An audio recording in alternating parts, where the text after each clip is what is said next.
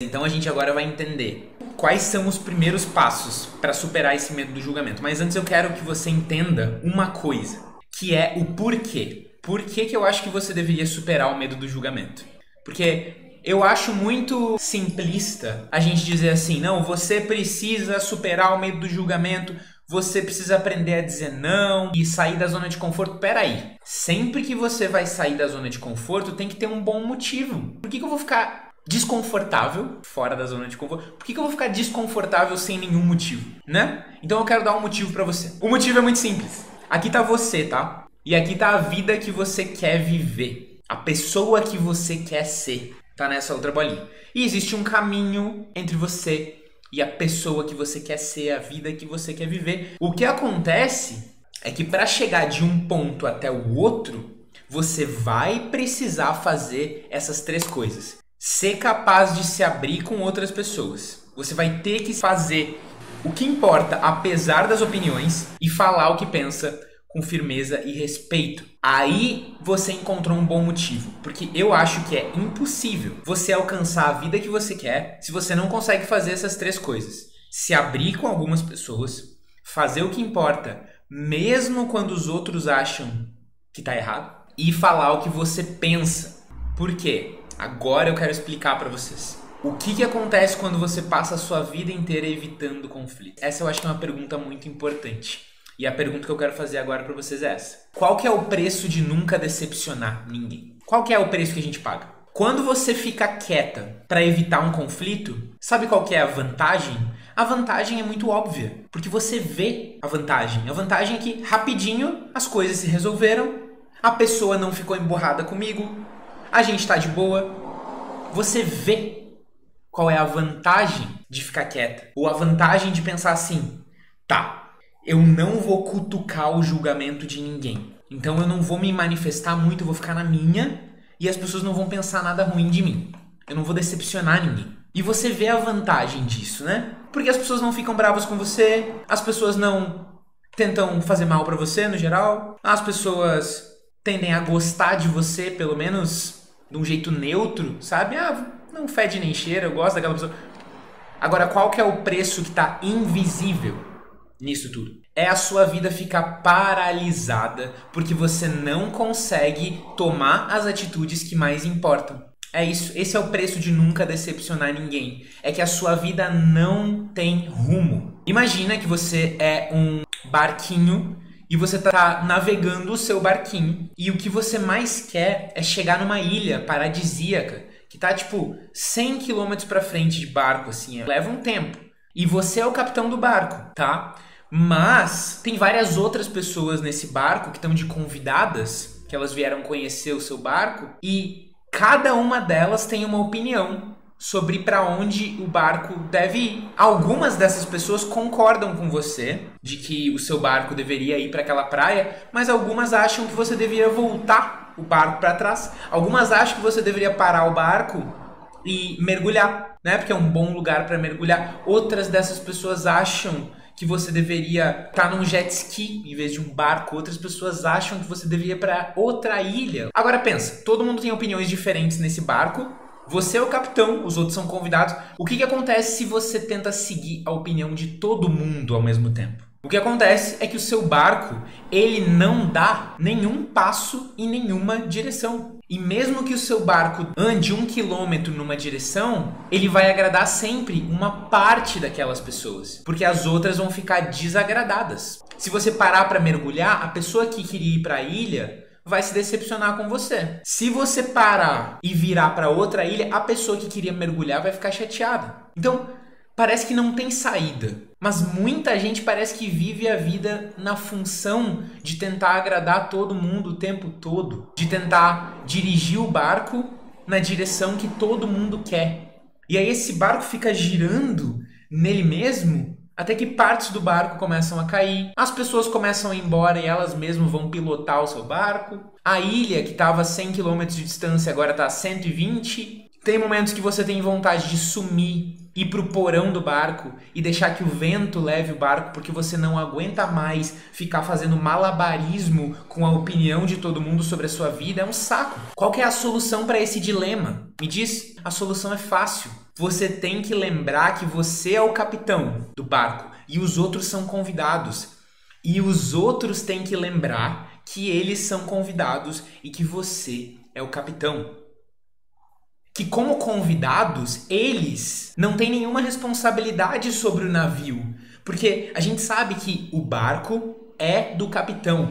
O capitão afunda com o barco. Os convidados do barco, assim que o barco dá algum sinal de que vai estremecer, os convidados pulam na boia e vão para os seus barcos. Eles saem, mas o capitão afunda com o barco. Então, o capitão precisa lembrar que ele é o capitão e os convidados precisam lembrar que eles são convidados, sacou? E você, como capitão, precisa lembrar eles disso. E o que acontece muitas vezes é que quanto mais você começa a virar o capitão do seu barco, então eu levo a minha vida na direção que eu quero, apesar da opinião dos outros, o que começa a acontecer é muito interessante, porque as pessoas que estavam convidadas ali, achando que elas podiam mandar no capitão, elas ficam irritadas, elas vão lá falar com você, mas eu não quero ir para a ilha, eu quero parar aqui e mergulhar. Como é que você não tá parando e mergulhando? Mas você segue indo na direção. Chega um momento que essa pessoa desiste de reclamar pro capitão,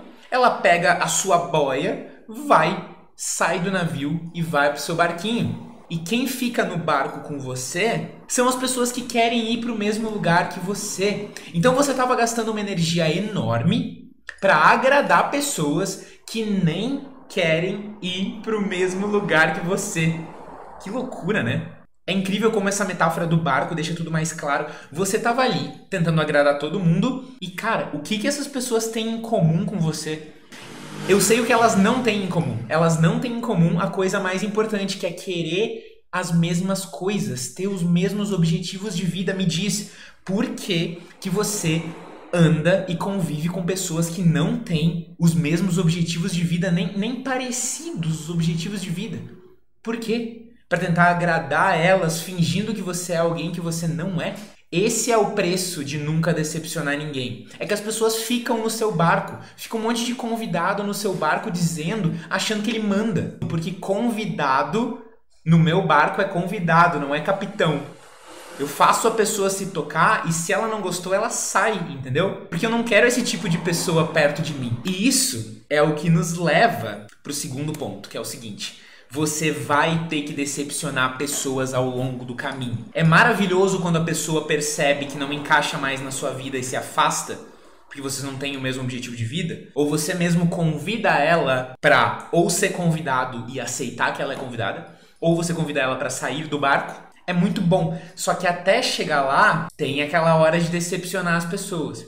Imagina que você era o capitão do barco, mas você não agiu como capitão. A sua vida inteira, você foi o capitão, você sabia que era o capitão, mas você nunca agiu como um capitão de verdade. Então as pessoas faziam você de gato e sapato, cara. Agora imagina do nada você começar a agir como capitão da sua vida e tomar decisões por você mesmo. Imagina que loucura que vai ser isso aí. Imagina você parar de perguntar pros outros tudo. Vai enviar uma mensagem e mostra pra amiga. Amiga, ficou boa essa mensagem? Amiga, será que eu compro esse sapato? Será que eu compro essa roupa? Será que eu pago tal coisa? Será que eu posso fazer isso? Imagina você parar de pedir permissão pras pessoas pra tudo. As pessoas vão começar a estranhar. As pessoas vão pensar assim, peraí.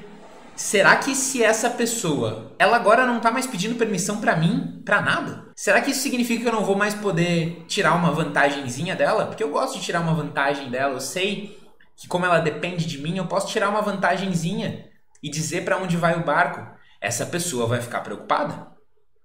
Essa pessoa vai saber que perdeu uma vantagem que ela tinha de manipulação com você. E aí você vai passar por uma prova de fogo, que é aquele período de transição entre você ser um capitão totalmente passivo, que acha que são os convidados que mandam, e a fase final, que é quando você tá no seu barco com só as pessoas que acreditam em você e estão indo pro mesmo caminho, e que aí é muito tranquilo.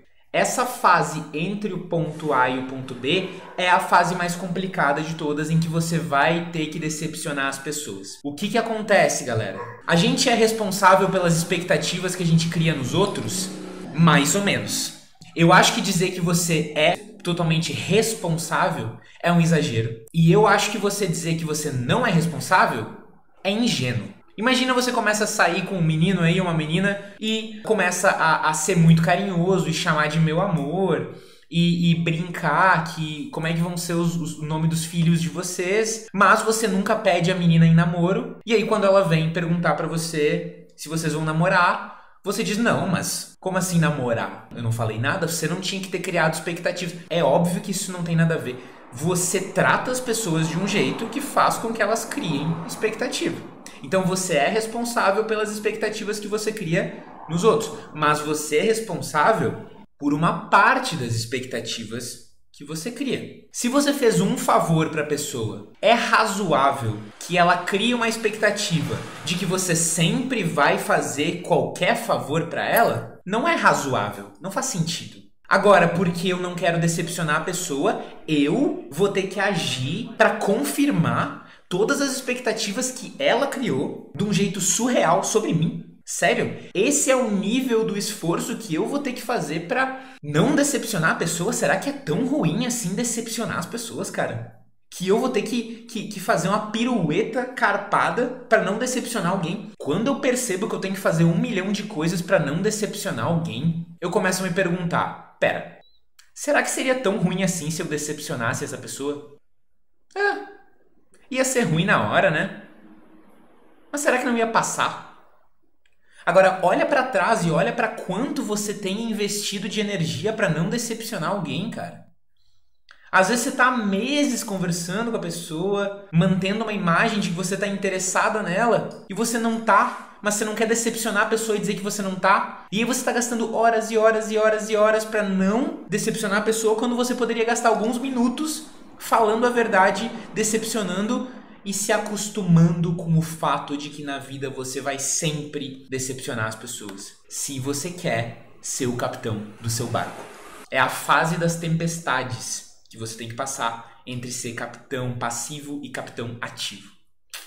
Perfeito? Muito bem, galera. Queria mandar um beijo para todos vocês e agradecer por essa aula. Não esquece, você é o capitão. Beijo para todos vocês.